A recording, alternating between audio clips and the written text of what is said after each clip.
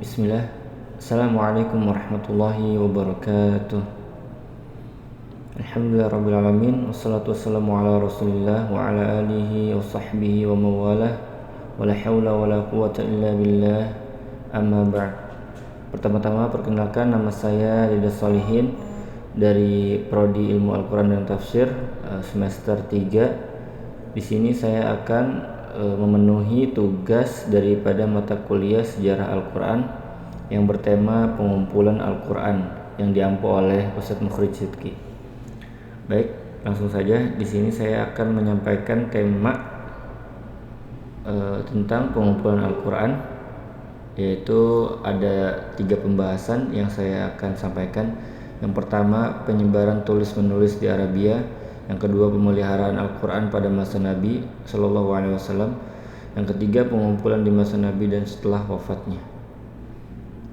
Baik, latar belakang bagian ini mendiskusikan pengumpulan Al-Quran baik dalam bentuk hafalan dan terutama sekali dalam bentuk tulisan yang terdiri dari 4 bab. Dalam bab keempat akan dilacak berbagai upaya awal dalam pengumpulan Al-Quran pada masa kehidupan Nabi dan beberapa saat setelah wafatnya Nabi Sallallahu Alaihi Wasallam. Adapun kandungan kumpulan Al-Quran yang awal ini juga akan didiskusikan di dalam bab tersebut.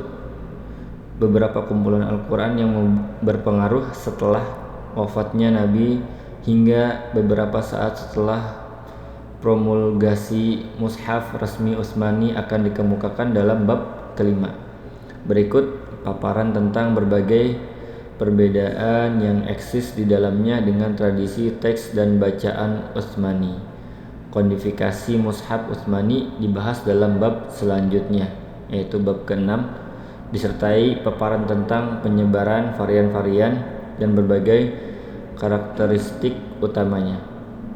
Dan bagian kedua ini diakhiri dengan suatu bab tentang otentisitas dan integritas mushaf Utsmani. Berbagai gagasan yang dikemukakan sejauh ini tentangnya, baik dari kalangan muslim ataupun non-muslim, akan dieksplorasi secara kritis. Baik, masuk ke pembahasan yang pertama, yaitu penyebaran tulis-menulis di Arabia. Pengetahuan tulis-menulis dan bahan-bahannya yang bisa dikatakan telah tersebar cukup luas di kalangan penduduk kota Makkah dan Madinah, sama sekali tidak menegasikan kuatnya tradisi hafalan di kalangan bangsa Arab.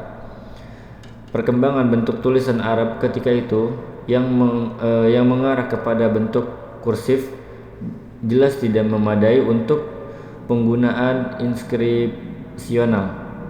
Lebih jauh, aksara yang digunakan tanpa syakal dan i'jam lebih memperlihatkan eksistensi tulis ketika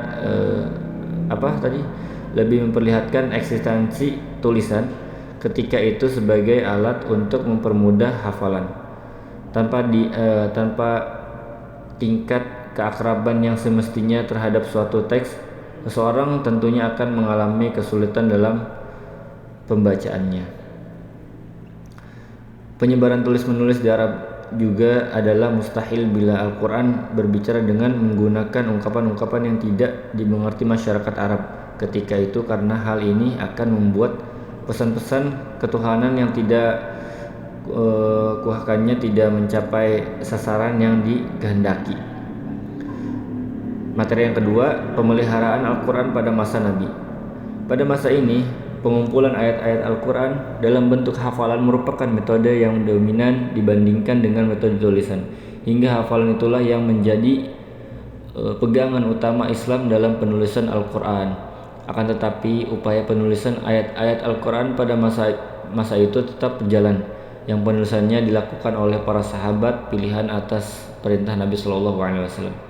Dan dalam hal ini, setiap Nabi selain menerima ayat-ayat Al-Quran yang diwahyukan kepadanya, Nabi juga memerintahkan kepada para sahabatnya untuk menuliskannya di samping juga menghafalkannya.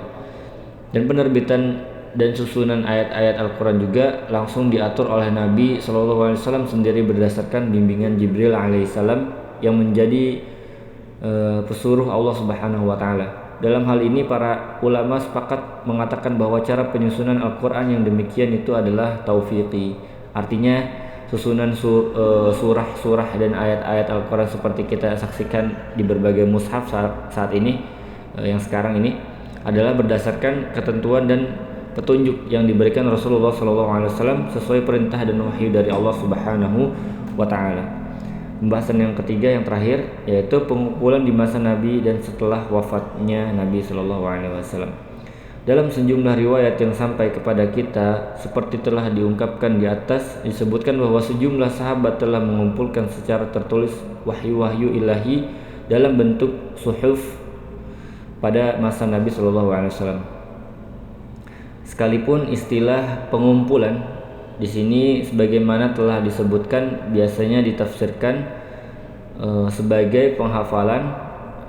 Ada sejumlah riwayat yang secara spesifik menyebutkan pengumpulan itu dilakukan secara tertulis atau merujuk pada penggunaan bahan-bahan untuk menulis dalam aktivitas tersebut. Baik, mungkin kesimpulannya, penulisan atau pencatatan dalam bentuk teks ayat-ayat Al-Quran sudah dimulai sejak zaman Nabi Muhammad SAW. Kemudian transformasinya menjadi teks yang sudah dibundel menjadi satu seperti yang dijumpai saat ini telah dilakukan pada zaman Khalifah Utsman bin Affan. Pada masa ketika Nabi Muhammad SAW masih hidup, terdapat beberapa orang yang ditunjuk untuk menuliskan Al-Quran, yaitu Zaid bin Thabit, Ali bin Abi Thalib, Muawiyah bin Abu Sufyan, dan Ubay bin Ka'ab. Sahabat yang lain juga kerap menuliskan wahyu tersebut walau tidak diperintahkan. Media penulisan yang diungkapkan atau yang digunakan saat itu berupa pelepah kurma, lempengan batu, daun lontar ya, kulit atau daun kayu, apalagi pelana, potongan tulang belulang binatang. Dan di samping itu juga banyak juga sahabat-sahabat langsung menghafalkan ayat-ayat Al-Quran setelah wahyu diturunkan. Mungkin cukup sekian pembahasan yang bisa saya sampaikan. Kurang lebihnya mohon maaf. Jazakumullahu khairan katsiran. Wassalamualaikum warahmatullahi wabarakatuh.